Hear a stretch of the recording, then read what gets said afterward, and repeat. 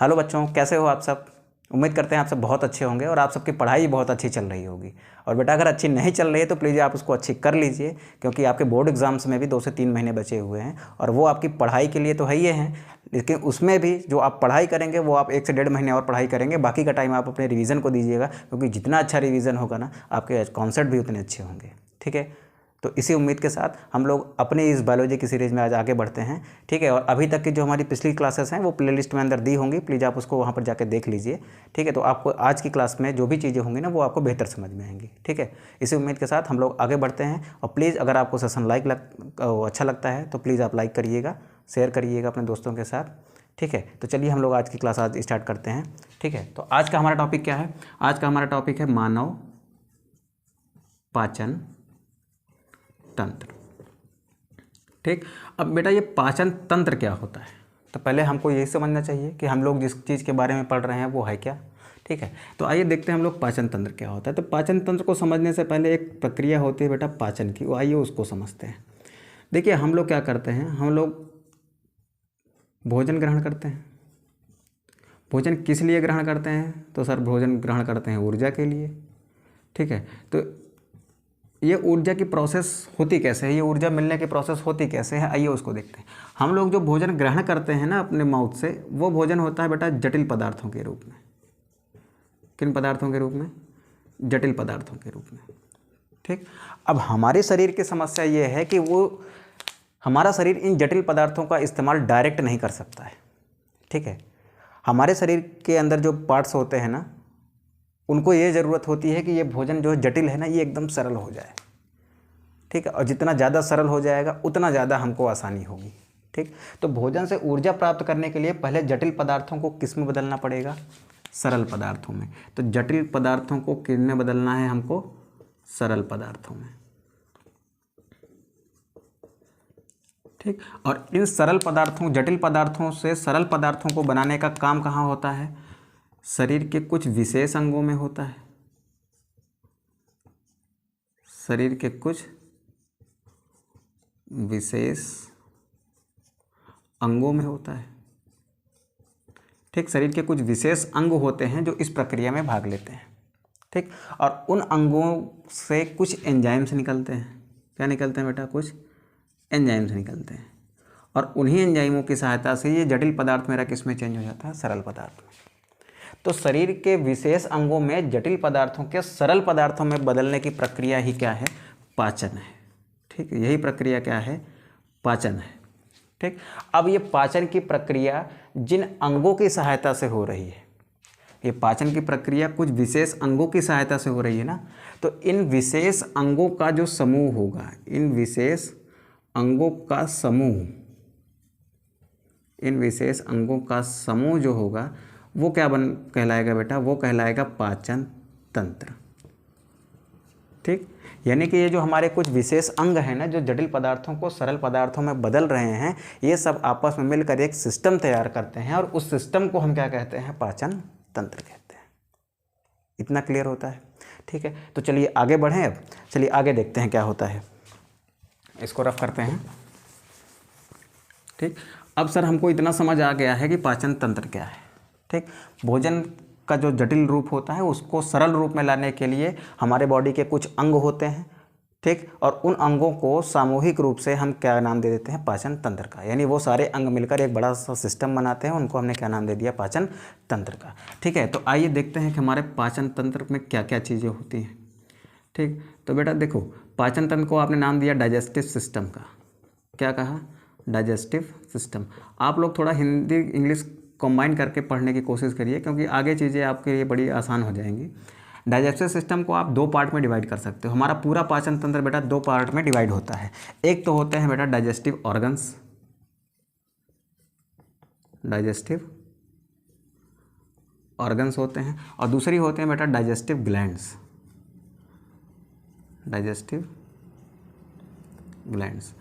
Digestive organs को अगर हम सामूहिक रूप से मिला देते हैं, तो सामूहिक रूप से मिलाने पर एक पार्ट बनता है जिसको हम कहते हैं एलिमेंट्री कैनाल।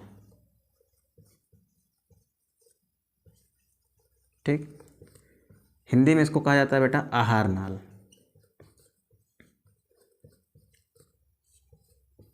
ये आपके पाचक अंग हैं, हिंदी में इनको लिख लीजिए आप, पाचक अंग।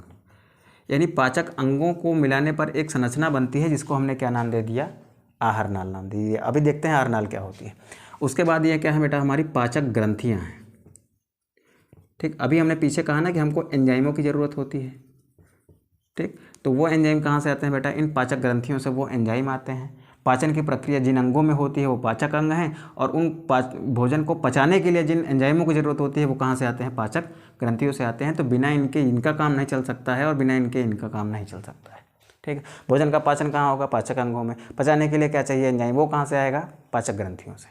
ठीक है, इतना क्लियर होता है। आगे बढ़ें अब, चलिए देखिए, ये हैं आपकी पाचक ग्रंथियाँ। पाचक ग्रंथियों से क्या स्रावित होते हैं बेटा, यहाँ से स्रावित होते हैं, यानी यहाँ से निकलते हैं आपके एंजाइम्स। ठीक, और ये एंजाइम क्या करते हैं, ये सीधा सीधा पाचन की क्रिया में भाग लेते हैं, ये करते हैं पाचन की क्रिया। ठीक, और ये पाचन की क्रिया कहाँ होती है बेटा, इन पाचक अंगों में होती है। ठीक है, तो ये पाचक अंग तो ठीक है, चलिए इसमें पाचन होता है, लेकिन ये पाचन तभी हो सकता है जब पाचक ग्रंथियों से क्या निकल के आएंगे, एंजाइम आएंगे। ठीक है, इतनी बात आपको समझ आती है। अब आइए देखते हैं कि इसका पहला पार्ट जो है ये हमारा डाइजेस्टिव ऑर्गन्स, यानी जो डाइजेस्टिव ऑर्गन मिलके एक कैनाल बनाते हैं जिसको आप कहते हैं एलिमेंट्री कैनाल। ठीक है, वो एलिमेंट्री कैनाल एक्चुअली होता क्या है। ठीक है, तो प्यारे बच्चों इधर नज़र डालिए आप। ठीक है, हमारी बॉडी का अगर हम ऐसे सेक्शन लेते हैं ना, तो हमको दिखाई पड़ता है कि यहाँ पर हमारा माउथ है, यहाँ से सारा खेल शुरू होता है। ठीक है, सारा वो ऐसे भी यहाँ से ही सारा खेल शुरू होता है।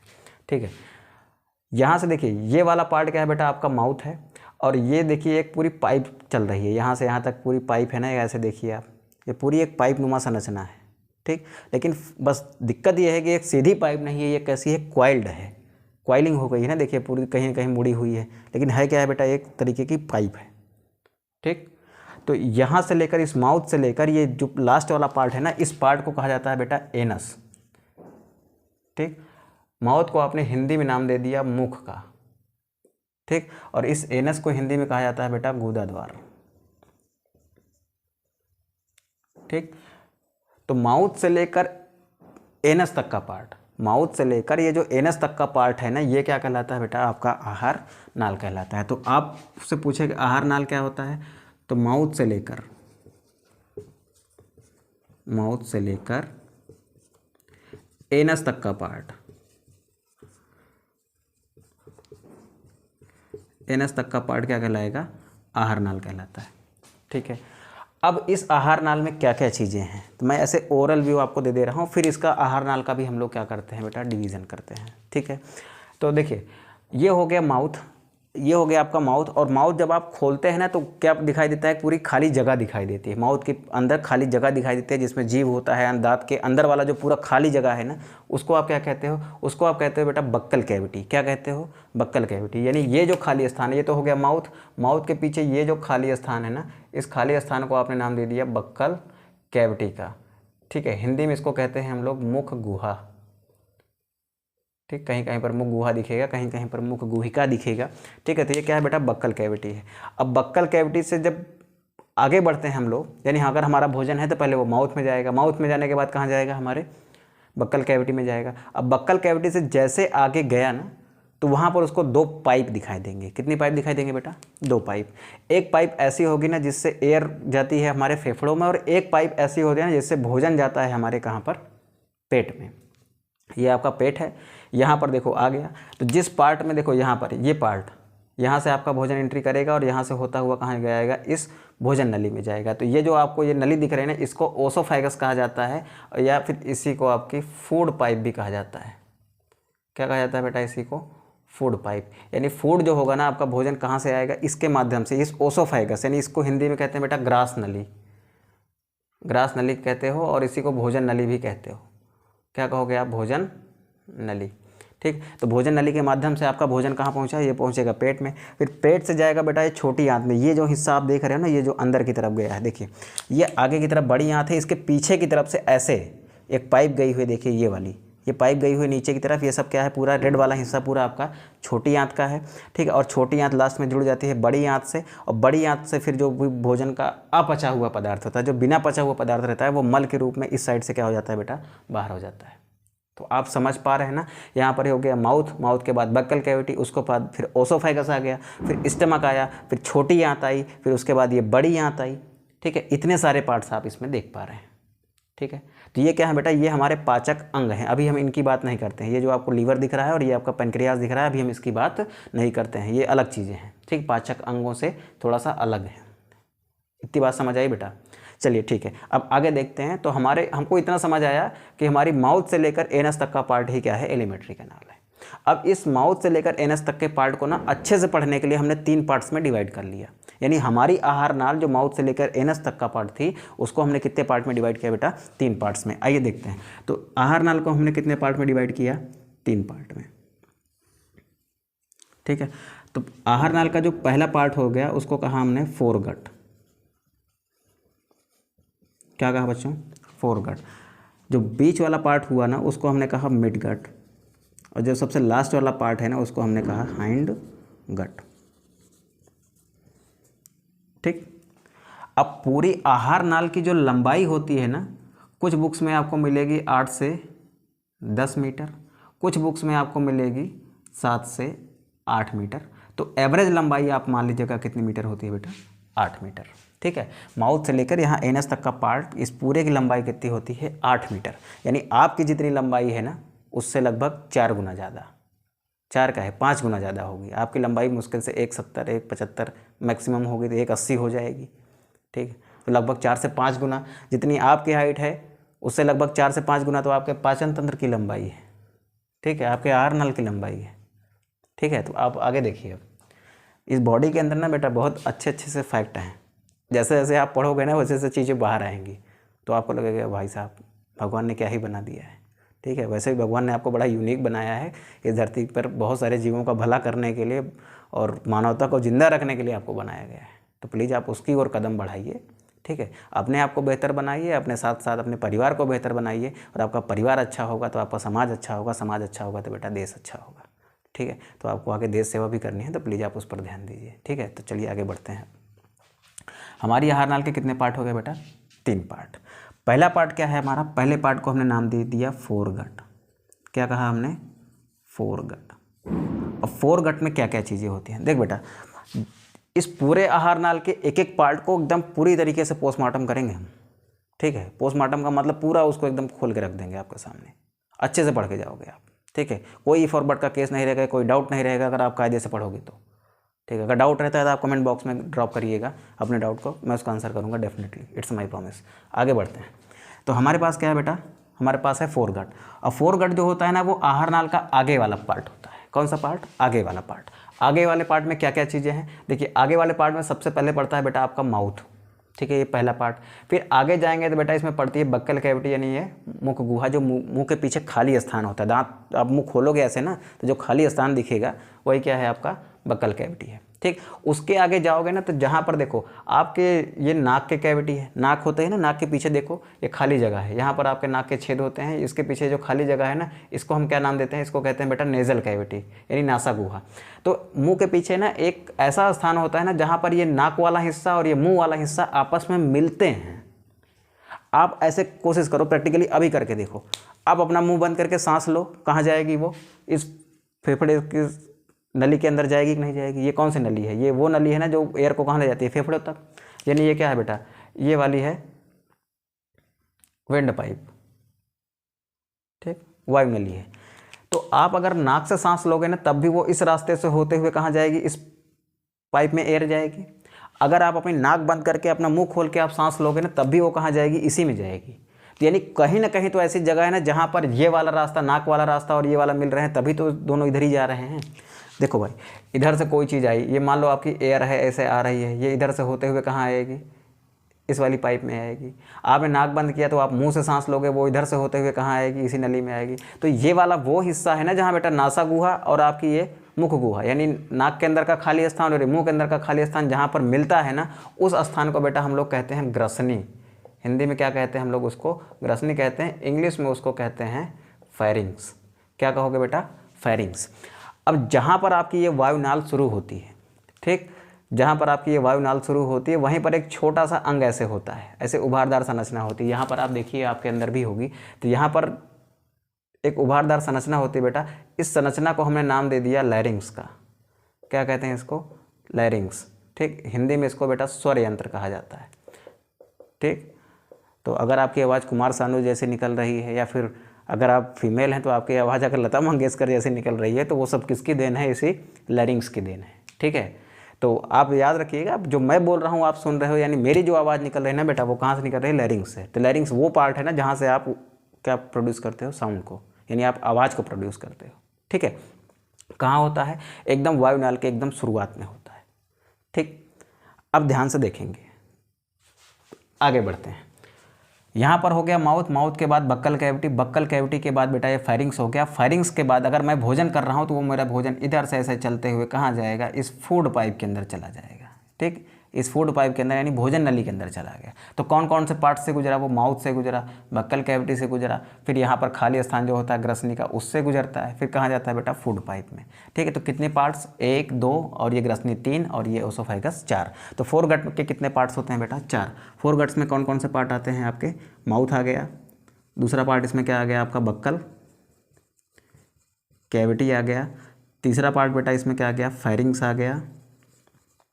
ठीक, और चौथा पार्ट इसमें क्या आ गया बेटा? चौथा पार्ट इसमें ओसोफाइगस। ठीक, ओसोफाइगस या फिर इसी को आप फूड पाइप भी कहते हो, फूड पाइप आ गया। ठीक, ये 4 पार्ट किस में आ गए? आपके फोरगट में। अब उसके आगे कौन से पार्ट्स होंगे? मिडगट शुरू होता है। ठीक है, कौन सा गट शुरू होता है बेटा? मिडगट। अब मिडगट में क्या क्या चीज़ें होती हैं? देखो, यहाँ पर आपका ये ओसोफाइगस खत्म हो जाता है, यहाँ से शुरू होता है आपका मिडगट। मिडगट का सबसे पहला पार्ट क्या है? पेट है, आपका स्टमक है। स्टमक के बाद तुरंत शुरू हो जाती है आपकी ये छोटी आंत, ये वाली। ठीक, तो इसमें आप गई आपका स्टमक, छोटी आंत और बड़ी आंत का यहाँ से लेकर पूरा यहाँ तक का पार्ट, यहाँ तक का पार्ट। ठीक, यहाँ तक का ये बड़ा सा जो पार्ट है ना, ये बड़ी आंत का, ये पूरा का पूरा किस में आता है? आपके मिडगट में आता है। तो याद रखिएगा, पूरे एलिमेंट्री कैनाल का सबसे बड़ा पोर्शन कौन सा होता है? वो होता है बेटा मिडगट का। और पूरे एलिमेंट्री कैनाल का सबसे बड़ा पार्ट होता है आपकी ये छोटी आंत का। ये जो देखो क्वाइल्ड हो गई है ना, इसको जब आप खोलोगे रस्सी के जैसे ना, तो बहुत बड़ी हो जाएगी। ठीक है, तो पूरी एलिमेंट्री कैनाल का सबसे बड़ा पार्ट कौन सा है? बड़ा अंग कौन सा है? तो वो है स्मॉल इंटेस्टाइन, यानी कि आपकी छोटी आंत। तो अगर इन तीनों पार्ट में देखें सबसे बड़ा कौन है? तो मिडगट है। तो मिडगट क्या है बेटा? लार्जेस्ट पार्ट है। अब इसमें हम लोग देखते हैं क्या क्या आता है। तो देख बेटा, इधर पहला चीज़ क्या आ गया? हमारा स्टमक। तो पहला क्या हो गया? ये हमारा स्टमक हो गया। सेकंड पार्ट क्या हो गया? स्टमक के जस्ट बाद शुरू हो रही है स्मॉल इंटेस्टाइन। देखो ये छोटी आंत शुरू हो रही है ना, तो ये क्या हो गया बेटा? Small intestine. ठीक, फिर उसके आगे जाएंगे तो तीसरा पार्ट शुरू होता है ये वाला, देख रहे हो ना? ये तीसरा पार्ट जो है हमारा ना, ये क्या है हमारा? ये है हमारा लार्ज इंटेस्टाइन। ठीक, तो कितने पार्ट्स हो गए बेटा इसके? 3 पार्ट्स हो गए। ठीक है, अब चलते हैं हम लोग कहाँ पर? हाइंड गट में। हाइंड का मतलब होता है पिछला पार्ट। ठीक है, फोर का मतलब अगला, हाइंड का मतलब पिछला, मिड का मतलब बीच वाला। ठीक है, तो अब हाइंड गट में जाएंगे तो हमने कौन सी ऐसी चीज़ है जो अब छोड़ दी है? हमने देखा माउथ, बक्कल कैविटी, फेरिंग्स और ओसोफाइगस। माउथ, बक्कल कैविटी, फेरिंग्स और ये पाइप जो है ओसोफाइगस, ये 4 कहाँ पर है? फोरगट में है। फिर ये स्टमक, इंटेस्टाइन और ये बड़ा सा पार्ट कहाँ तक है? यहाँ तक। ये कहाँ पर है बेटा? मिडगट में है। तो फिर बचा क्या? बचा है बेटा ये वाला पार्ट। ये जो आपको उभरा हुआ पार्ट दिख रहा है ना बेटा, इसको आप क्या कहते हो? रेक्टम। ठीक है, क्या कहते हो? रेक्टम। हिंदी में इसको मलाशय कहा जाता है। ठीक, तो जो हमारे बॉडी का बिना पचा हुआ पदार्थ होता है ना, वो मल के रूप में इस वाले भाग में परिवर्तित होकर कहाँ एकत्रित होता है? इस रेक्टम में। ठीक है, और फिर इस एनस द्वारा क्या कर दिया जाता है? बाहर त्याग कर दिया जाता है। तो ये जो रेक्टम और एनस वाला पार्ट है, यानी ये वाला पार्ट और ये वाला पार्ट, ये वाला पार्ट और ये वाला पार्ट किस में आता है बेटा? ये आता है हमारे हाइंड गट में। ठीक है, तो तीसरा देखो, ये हो गया हमारा पहला फोर गट, सेकेंड मिड गट, अब तीसरा क्या करते हैं हम लोग? लिखते हैं किसको? हाइंड गट को। तो हाइंड गट में हमारा क्या क्या चीज़ें होती हैं? फटाक से नोट करते हैं बेटा। पहला पार्ट हो गया हमारा रेक्टम का, जिसको हम लोग ने क्या नाम दिया? मलाशय का। सेकंड पार्ट हो गया क्या हमारा बेटा? एनस का। ठीक है, तो इतना तो हमारे हिसाब से आपको क्लियर हो गया होगा। ठीक है, तो हम एक बार इसको फिर से फटाक से देख लेते हैं। एलिमेंट्री कैनाल क्या है? एलिमेंट्री कैनाल बेटा हमारे पाचक अंगों का एक समूह है, जो आपस में मिलकर क्या बना लेते हैं? बड़ी सी नली बना लेते हैं। ठीक है, कैनाल का मतलब क्या होता है? नाल। नाल मतलब समझते हो आप? जिसके 2 साइड में क्या हो? ओपनिंग हो, यानी उसके दोनों सिरे खुले हो। देखो इधर माउथ में भी ओपनिंग है, कोई चीज़ अंदर चली जा रही है। एनस भी ओपनिंग है बेटा, यहाँ से कोई चीज़ क्या हो जा रही है? बाहर हो जा रही है। ठीक है, तो जिसमें 2 ओपनिंग होती है ना, उसी को आप क्या कहते हो? कैनाल कहते हो। ठीक है, चलो आगे बढ़ते हैं फटाक से। तो हमारे पूरी एलिमेंट्री कैनाल को माउथ से लेकर एनएस तक का पार्ट क्या है, एलिमेंट्री कैनाल है। एलिमेंट्री कैनाल को हमने कितने पार्ट्स में डिवाइड किया बेटा, 3 पार्ट्स में, फोरगट, मिडगट एंड हाइंडगट। अब फोरगट में क्या क्या चीज़ें हैं, हमारा माउथ है, फिर यहाँ पर बक्कल कैविटी है, फिर यहाँ पर फेरिंग्स है और ओसोफेगस है। ये सारे 4 अंग कहाँ पर हैं, फोरगट में। उसके बाद शुरू होता है हमारा मिडगट। मिडगट कहाँ शुरू होता है बेटा, वो शुरू होता है स्टमक से। स्टमक हो गया उसमें, और फिर ये आती है आपकी स्मॉल इंटेस्टाइन, और फिर लार्ज इंटेस्टाइन यानी आपकी बड़ी इंटेस्टाइन का एक बड़ा सा भाग, ये वाला हिस्सा देखिए, ये सीकम है, ये कोलन है, ठीक है, और ये इसका सिग्मॉइड पार्ट है। और ये सारे पार्ट कहाँ पर आते हैं बेटा, ये सारे पार्ट आ जाते हैं कहाँ पर, आपके कौन से पार्ट में, ये सब आते हैं आपके मिड पार्ट में यानी मिडगट में। उसके बाद शुरू होता है आपका हाइंडगट। हाइंडगट कहाँ पर होता है, उसमें आता है आपका रेक्टम और एनस, ठीक है, इतना क्लियर होता है बेटा। अब चलते हैं हम लोग आगे, आगे देखते हैं हमारी डाइजेस्टिव ग्लैंड्स को, क्योंकि पाचक अंगों को हमने देख लिया है, ठीक है। पाचक अंग और डाइजेस्टिव ग्लैंड्स ये दोनों मिलकर क्या बनाते हैं बेटा, पाचन तंत्र बनाते हैं, इतना आपको याद रखना है। तो एक हिस्सा आप देख चुके हो, आपको दूसरा हिस्सा आपको देखना है। अगर यहाँ तक आप क्लियर हो गए हो तो आप प्लीज़ स्क्रीनशॉट इसका ले सकते हो, और उसके बाद फिर हम लोग क्या करते हैं बेटा, आगे बढ़ते हैं, छोड़ देते हैं थोड़ी देर के लिए फटाक से करके इसको, ठीक है। तो चलिए अब आइए आगे देखते हैं हम लोगों ने इस पार्ट को क्या कर लिया है बेटा, कवर कर लिया है, ठीक है। अब हम लोग क्या देखेंगे, अब हम लोग देखेंगे डाइजेस्टिव ग्लैंड्स को, जिनसे क्या स्रावित होते हैं बेटा, एंजाइम स्रावित होते हैं।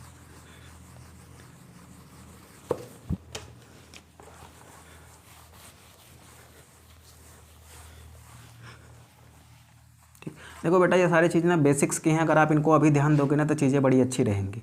अभी आप इनको मिस कर जाओगे ना, फिर बाद में आप परेशानी में आ जाओगे, ठीक है। तो जो चीज़ें हैं ना, अगर आप थोड़ा बॉटम से टॉप पर जाइए तो ज़्यादा बेहतर होगा। अगर टॉप देखने की कोशिश करिएगा ना, ऊपर देखने की कोशिश करिएगा तो शायद आप पीछे रह जाएंगे, ठीक है। तो जो चीज़ें पढ़िए नीचे से पढ़िए, नीचे का मतलब है कि आप इसको बेसिक्स से पढ़िए, अच्छे से पढ़िए, ठीक है। बार बार आप रिवाइज करिए, नहीं समझ में आती हैं, अगर इस वीडियो में भी कुछ चीज़ ना समझ में आई हो तो बेटा मैंने बहुत बेसिक से कवर करने की कोशिश की है। अगर आपको फिर भी कहीं डाउट आता है ना, तो प्लीज़ आप उसको 2-4 मिनट पीछे जाके फिर से देखिए, ठीक है। डेफिनेटली क्लियर होंगी, नहीं क्लियर होती हैं तो आप प्लीज़ कमेंट बॉक्स में अपने डाउट्स टाइप कर दीजिएगा, आई प्रॉमिस मैं उसका ज़रूर जवाब दूंगा, ठीक है।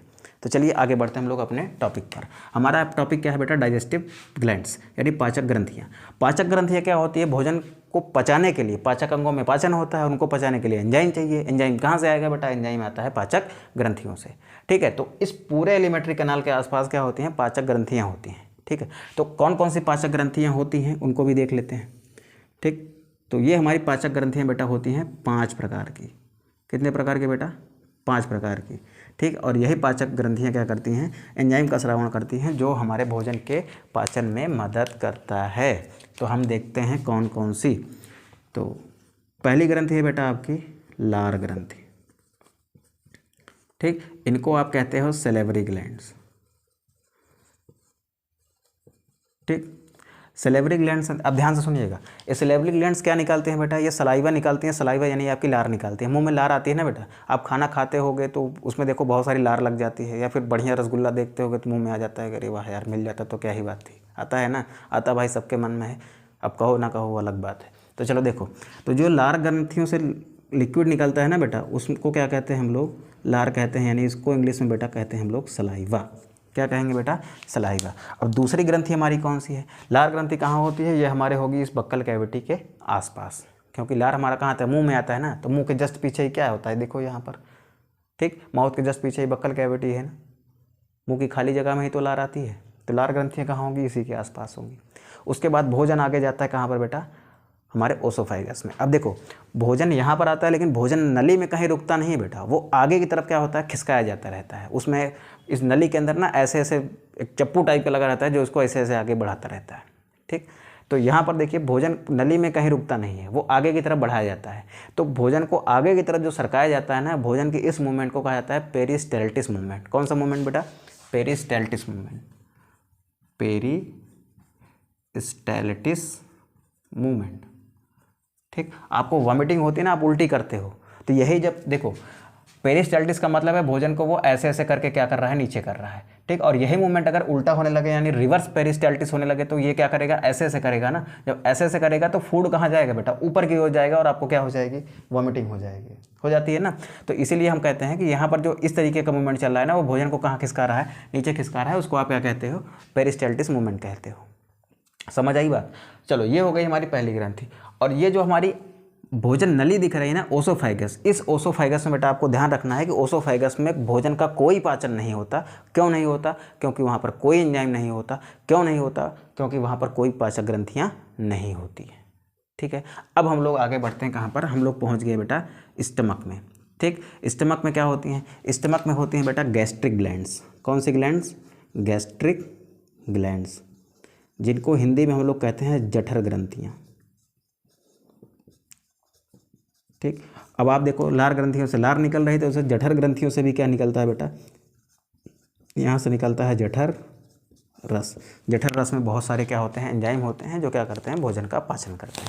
अब कौन से भोजन का पाचन करते हैं, किस तरीके के एंजाइम्स होते हैं, वो सारी चीज़ें हम लोग अभी आगे चैप्टर में देखेंगे। और आप प्लीज़ साथ बने रहिएगा और दोस्तों के साथ इसको शेयर भी करते रहिएगा, ताकि हमारा हौसला बढ़ता रहे। बेटा मैं प्रॉमिस करता हूँ सारी बायोलॉजी में 1-1.5 महीने में सारी कवर कर दूँगा। ठीक है, और इसी दिवाली के आसपास 1-2 दिन, दिवाली के 1-2 दिन बाद तक हम पूरा चैप्टर ही कवर कर देंगे। ठीक है, आपको वीडियोस कंटिन्यू मिलते रहेंगे, लेकिन आप प्लीज़ हमारी हौसला अफजाई के लिए प्लीज़ आप इसको शेयर करते रहिएगा, वीडियो को कंप्लीट देखा करिए। ठीक है, चलिए आगे देखिए। ये हो गई बेटा हमारी क्या? Gastric gland. अब हम लोग आगे बढ़ते हैं। आगे बढ़ने पर हमको दिखाई देती है तीसरी ग्लैंड। देखो दूसरी ग्लैंड कहाँ थी बेटा? वो स्टमक में होगी। गैस्ट्रिक कहाँ होती है? स्टमक में। तीसरी ग्लैंड हमको दिखाई दी बेटा, ये लीवर। ये आप देख रहे हो, ये जो आपको ब्लू कलर की संरचना दिख रही है, क्या है? लीवर है। ठीक, तो तीसरी ग्लैंड क्या हो गई हमारी? लीवर हो गई। ठीक, जिसको हम लोग हिंदी में क्या कहते हैं बेटा? यकृत कहते हैं। ये हमारी बॉडी की ना सबसे बड़ी ग्लैंड होती है। क्या है ये? बॉडी की सबसे बड़ी ग्लैंड है। ठीक, अब इस लीवर से क्या निकलता है बेटा? लीवर से निकलता है पित्त। क्या निकलता है इससे? पित्त निकलता है। इसको आप पित्त रस कहते हो, और पित्त अगर लिखोगे तो उसको बाइल कहिएगा, पित्त रस लिखेगा तो उसको बाइल जूस कहिएगा। ठीक, तो यकृत से क्या निकला बेटा? यकृत से निकलता है पित्त रस। ठीक है, तो ये हो गई हमारी तीसरी ग्लैंड। अब इसी तीसरी ग्लैंड से जो कुछ भी निकल रहा है ना, वो जाके किससे मिल जाता है? इस वाली ग्रंथ से निकले हुए केमिकल से। ठीक, तो ये पित्त रस के साथ साथ में ये वाली ग्रंथ कौन सी है? ये वाली ग्रंथ जो है ना बेटा, वो क्या है? आपका पेनक्रियाज है। ये वाला आपका पार्ट क्या है? लीवर है। और लीवर के साथ में क्या जुड़ा रहता है? इस साइड में पेनक्रियाज होता है। देखो लीवर से एक नली आ रही है जो पित्त रस लेके आएगी। पेनक्रियाज से क्या निकलता है बेटा? चलो पहले लिख लेते हैं। ये कौन सी ग्रंथि हो गई? ये हो गई हमारी पेनक्रियाज। पेनक्रियाज को हिंदी में कहा जाता है बेटा अग्नाशय। ठीक, अग्नाशय से क्या निकलता है? अग्नाशय से निकलता है अग्नाशयी रस। क्या निकलता है बेटा? अग्नाशयी रस। इसी को कहते हैं हम लोग पैनक्रियाटिक जूस। ठीक, अग्नाशयी रस क्या करता है बेटा? पित्त रस के साथ मिलकर कहाँ पहुँच जाता है? छोटी आंत में। देखो यहाँ से क्या निकला? पित्त निकला। यहाँ से क्या निकला? अग्नाशयी रस निकला। दोनों ज्वाइंट होकर कहाँ पहुँच गए? छोटी आंत में पहुँच गए। ठीक है, ये कौन सी पार्ट है? ये छोटी आंत का ही पार्ट है, छोटी आंत में पहुँच जाते हैं। ठीक, अब पांचवी ग्रंथि कहाँ होती है? ये जो आप आंत देख रहे हो, इस आंत की बेटा जो दीवार होती है, देखिए जैसे ये कोई पाइप है ना, तो ये क्या है? इस पाइप की दीवार है ना, इस दीवार में भी तो कुछ होगा। अब मान लीजिए ये आंत है, एक पाइप के रूप में है, तो इसकी ये क्या हो गई बेटा? दीवार हो गई। इसकी दीवार में भी क्या होती हैं बेटा? छोटी छोटी सी ग्लैंड्स होती हैं। क्या होती हैं? यहाँ पर छोटी छोटी सी ऐसे ग्लैंड्स होती हैं। ठीक, और इन्हीं ग्रंथियों को आप क्या कहते हो? इनको आप कहते हो आंतरी ग्रंथियाँ।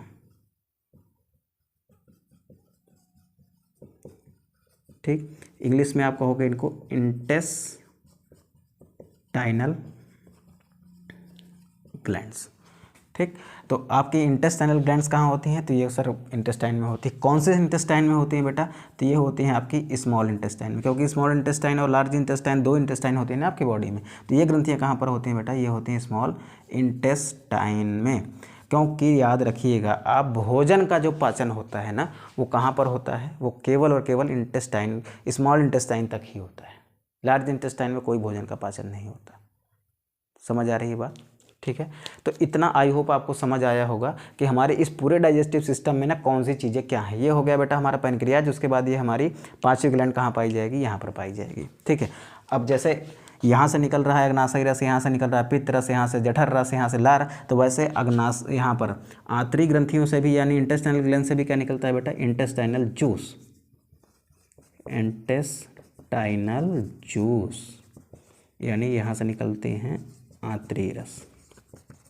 इसमें भी क्या होते हैं? बहुत सारे एंजाइम होते हैं बेटा, वो क्या करते हैं? भोजन का पाचन करते हैं। तो अभी आगे की क्लासेस में हम लोग देखेंगे ना, तो ये सारी चीज़ें काम कैसे करती है, भोजन का पाचन कैसे होता है, और पहले तो हम ये देखेंगे इनकी बनावट कैसे होती है। ठीक, अंदर से कैसे बने होते हैं, इनका फुल पोस्टमार्टम करेंगे तो वो आपको पता चल जाएगा कि चीज़ें कैसी होती हैं। ठीक है, तो उम्मीद करता हूँ आपको सेशन पसंद आया होगा। अगर सेशन पसंद आया तो प्लीज़ बेटा दोस्तों के साथ लाइक करिए, शेयर करिए। हम लोग मिलते हैं अपनी नेक्स्ट क्लास में, तब तक के लिए जय हिंद।